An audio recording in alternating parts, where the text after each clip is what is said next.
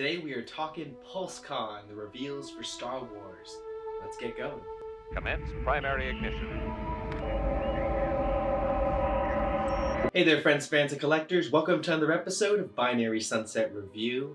As always, I am Mike, and today we are talking the Day 2 reveals at Hasbro PulseCon.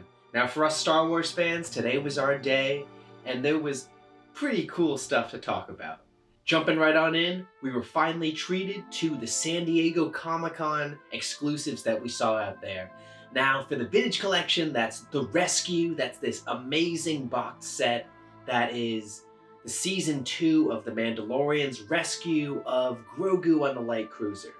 Now this comes with Mando with a soft goods cape, a second chance to get a soft goods cape Mando, with some exclusive accessories of him shooting his whistling birds and blowing his flamethrower, and for the first time being seen with the Beskar staff. Also, we get a Dark Trooper, but this Dark Trooper is beat up, melted, all messed up, and comes with flame details that make it look like he's getting his flamethrower blown right through him. A really cool design. We're also treated to a special Grogu, a redesigned Grogu. I know we have a whole line of Grogus, but we get another one coming up. But this one is in his little shackles, as we saw in the cell that he was rescued from. And to finish that scene off, we have Moff Gideon. We've seen Moff Gideon before in a previous release, but this time we're getting a soft goods cape for him also. So this rubber one is being tossed aside, and we're finally getting a beautiful soft goods. For the Black Series, we're getting Cassian Andor and B2 EMO. This pair was also first seen in the San Diego Comic-Con, and it's wonderful that other collectors are getting an opportunity to get their hands on these figures. Moving on, we got a few more details about the Jabba's Palace throne room. Now, this is from the Book of Boba Fett. We've seen it at some of the conventions, actually live. Be sure to check out my live video of the Hasbro booth from Star Wars Celebration. I'll leave the link below. But we're able to see this model in person, and actually, it is vast, it is beautiful, and it is full of accessories. This thing has been up for pre-order since Star Wars Celebration, so 7 months now, and they are finally getting ready to close the pre-order. This is what they are dubbing Own the Throne. The date is closing at October 7th, this upcoming Friday. The throne is going to be shipped out to us later next year, but this is going to be a great addition to anyone's collection. Alright, now on to new reveals. All of these new reveals are due to come out spring of 2023, that's next year, and most of them, if not all of them, are up for pre-order right now, October 1st, starting at 6 p.m. Eastern Standard Time. Kicking off with the Vintage Collection, we have Cassian Andor. Now this is how he looks from Ferrix, which is the first couple episodes. This figure has a great looking trench coat, plus a beautifully redesigned face structure that looks exactly like Diego Luna. Next up we have Val Serra. Now this is one of the Rebel fighters that we recently saw, who is going to be leading the strike in episodes 5 and 6 on Eldani. And I have to say for a moment, because she is coming with the accessory, as we can see, that they're using a weapon in Star Wars for the first time. This is the first time I've ever seen this. That is just an exact real-world weapon. Now, of course, I'm talking about the AK-79 or the AK-9, whatever kind of modern assault rifle version of the AK these characters are seen holding and carrying in the show. This is always, of course, been done in Star Wars, where it's classic to add an extra spacey compensator and a different nozzle or something like that onto a World War II gun, but the team has never been lazy enough as to just have a regular old gun we've seen in the real world on screen. And they did this, and I don't know why they did this, because the show is so wonderfully created from the production value, but they're really hammering it home with the figure, because she's seen with this particular weapon. It just looks like a modern day assault rifle. It doesn't really look spacey at all. I love this character. I love this series of episodes. But it's interesting that this character is coming with this specific weapon and not a Star Warsy gun like we would hope them to have. We've been getting these great troop builder packs. We've got 4 of them in our hands so far. We're waiting on the last 2, and there is another up for pre-order as a Hasbro Pulse exclusive. Now this is the modal nodes. I really like the idea of this. I thought it was silly to have us get like 3 different versions of Figure and Dan's. I'm glad that they're doing it in a one giant pack of all 7 members of the band with their different instruments so they can be displayed together. And how cool do they look? I mean, they're gonna fill out any cantina. They're gonna seriously take up some space, but I'm loving that that's what I'm having to think about to design is where are my modal nodes gonna go in my room. Now this pre-order is not up right now, but this will be coming out next year in the summer. We saw this figure up in the pipeline. Of course, he is the leader of the Bad Batch, and it is great to be seeing some beautiful, obviously they're computer-generated shots, they're not actual figure shots, but it's great to see some prototype design shots of these figures. It's wonderful to see some prototype images of this figure, and man does he look good with his tiny little detachable knife that goes right into the sheath in his wrist. Awesome. On to the Black Series. We are getting in the main line a bunch of figures that tie in perfectly with the Andor series. We're getting a Cassian Andor figure. Obviously, this one also looks beautifully posable in his trench coat. It's the similar one that we're seeing in the Vintage Collection, just in the 6-inch design. And we are also finally seeing some Star Wars packaging without the window.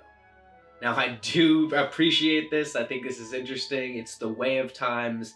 We're going to be hearing and seeing a lot of grown people crying about this, but I will remind everyone I would rather they put the plastic to figures. Next up in the line, we have Bix Kayleen. Bix was a really cool character we saw in the first couple episodes. I'm pretty sure we're going to be seeing her again, but this figure has some pretty unique accessories as well as some great design. Last but not least, for this part of the Andor line is Luthen.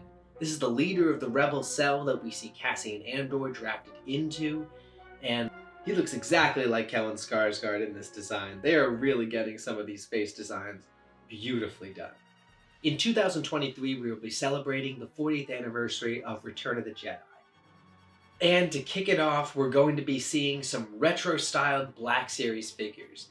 Just like we saw for The Empire Strikes Back, but this time for the Return of the Jedi. And to kick off the first wave, we are getting the Scout Trooper. This classic Imperial foe is seen with his tiny little blaster in his boot, and we're lucky enough to get the classic card back in the big 6-inch design. Next up, we get Lando Calrissian and his Skiff Guard.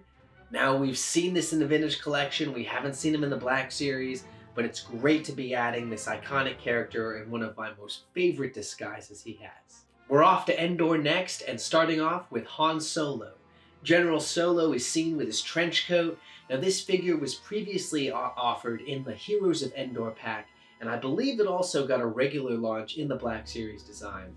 So this is the 3rd time we're seeing this figure in the last couple years.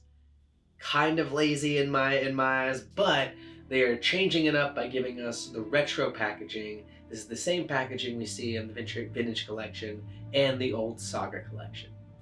We're also getting Endor Leia. This Endor Leia was also a part of the Heroes of Endor PulseCon exclusive from a couple years ago, and she is getting the retro card back as well. I love these characters with their camo design. The cloth was really cool looking. And I don't know if they'll get me with these figures again, but the retro card back sure is cool. One of these retros I certainly will have to get, and I'm not ashamed to say, is Wicket. Now, I love this little furry devil, and he comes with some unique accessories we've never even seen him with before. Now, this tiny little Ewok was the one that initially befriended Princess Leia, brought her back to Ewok Village, and is one of the protagonists in some of the fun spin-off series and live-action movies that we were treated to a while back.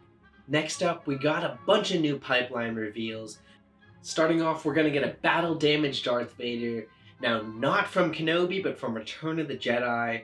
This is going to be pretty cool. The original battle-scarred Vader that we saw 40 years ago. We're going to be getting him sometime in the future in the Vintage Collection. Next up, we're going to be seeing a reprint of a bunch of the Skiff guards, this being Weequay, Wolf, and Kasaba.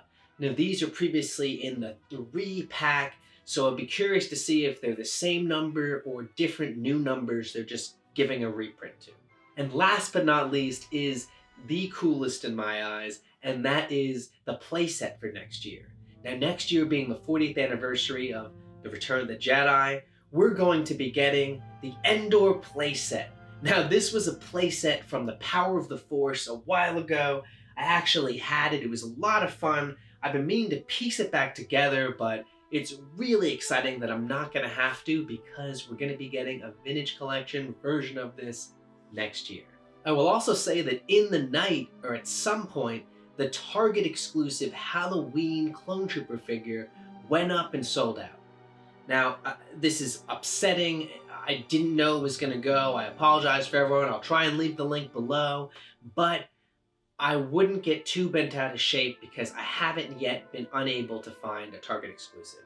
Now, these are much easier to find than the Walmart ones, and unfortunately, we might have to track these down the old-fashioned way. Thanks for watching another episode of Binary Sunset Review. Your likes and your views are always greatly appreciated. Leave your comment below. Let me know what you think about this year's PulseCon, where you think the direction of the vintage collection is going, and what you're excited about. I always love hearing your comments, and it's great to get our community going. Stay tuned also, because just right in time with PulseCon, we finally got our missing Target items. Now, this is the 6-inch Black Series Boba Fett from Droids, and Axwove's missing member of the Night Owls. If you haven't yet hit the subscribe button, make sure you do that, and click the bell below. That way you'll stay on the forefront of the best Star Wars news and reviews as soon as I make it. It's great that fall's happening. I hope you're all spending some time on yourself. Have great days out there. Stay safe, stay sane, and remember, the Force will be with you, always.